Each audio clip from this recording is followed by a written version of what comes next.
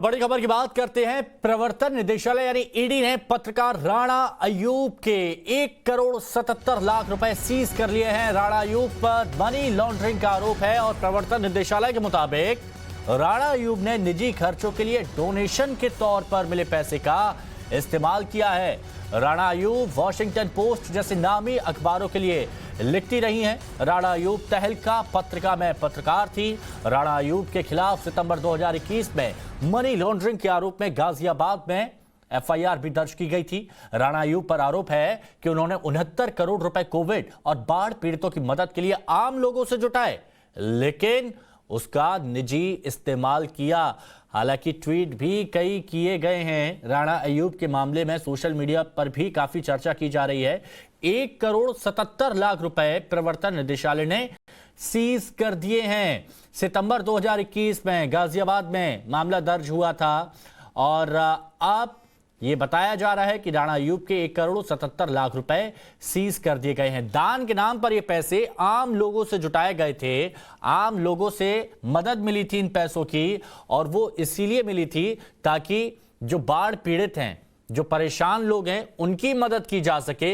लेकिन यह कहा गया कि इसका निजी इस्तेमाल किया गया है। भावतोष हमारे सहयोगी हमारे साथ में जुड़े हुए हैं। भावतोष, क्या खबर है आपके पास? देखिए, ये इन्फोर्समेंट डायरेक्टरेट ने बहुत बड़ी कार्रवाई की है पत्रकार राणा अयूब के खिलाफ। इनके ऊपर पीएमएलए के अंदर कार्रवाई हो रही थी। इनके बैंक खातों के अंदर करीब 1,77,00,000 रुपए जो मनी लॉन्ड्रिंग में इनके जब्त किए गए हैं, और ये कहा गया है जी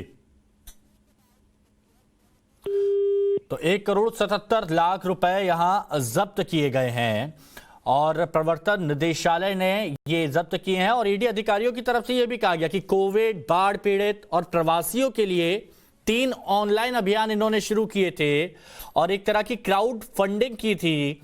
एफसीआरए की मंजूरी के बिना विदेशी योगदान भी यहां पर मिला था और इनकम टैक्स और ईडी ने अब ये कार्रवाई की है। भावतोष, प्लीज अपडेट दीजिए, कंप्लीट कीजिए। जैसे आपको बता रहा था, इन्होंने करीब 2,59,00,000 रुपए इन्होंने कीटो के थ्रू डोनेशन रेज किया था, और ये इन्होंने तीन तरह के डोनेशन रेज किए थे। पहला इन्होंने कहा था कि स्लम डवेलर्स के लिए किया था, दूसरा जो बाढ़ पीड़ित थे उनके लिए, और कोविड वालों के लिए किया था।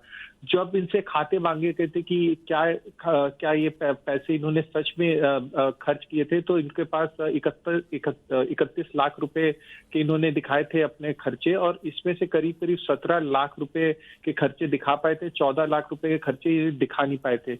उसके बाद इन्होंने एक फिक्स डिपॉजिट दिखाया था जिसमें इन्होंने करीब 50 लाख रुपए के फिक्स डिपॉजिट दिखाए थे। जब इन्होंने ईडी ने इनसे पूछा कि 50 लाख रुपए का फिक्स डिपॉजिट इन्होंने क्यों बनाया, इन्होंने कहा कि उसके इंटरेस्ट से ये एक हॉस्पिटल बनाना चाहती हैं, जो कि काफी चौंकाने देने की बात है कि फिक्स डिपॉजिट के इंटरेस्ट से कोई कैसे हॉस्पिटल बना सकता है। उसके अलावा इन्होंने ये भी कहा है कि करीब 70 लाख रुपए इन्होंने पीएम केयर के अंदर पैसा जमा किया है, लेकिन ये तब उन्होंने जमा किया था जब ईडी की कार्रवाई इनके अगेंस्ट शुरू हुई थी। इसके अलावा इनके खिलाफ एक और बड़ी बात यह है कि जो पूरा का पूरा पैसा इन्होंने जमा किया था, उसके ऊपर इन्होंने कोई एफसीआरए के अंदर, जो कि फॉरेन कंट्रीब्यूशन रेगुलेशन एक्ट के अंदर, इन्होंने कोई भी नोट नहीं लिया था। गवर्नमेंट से इन्होंने कोई परमिशन नहीं ली थी, जो कि बहुत जरूरी है। जब भी आप फॉरेन डोनेशन आप लेते हैं, विदेश से लेते हैं, तो आपको एफसीआरए के अंदर परमिशन लेनी होती है।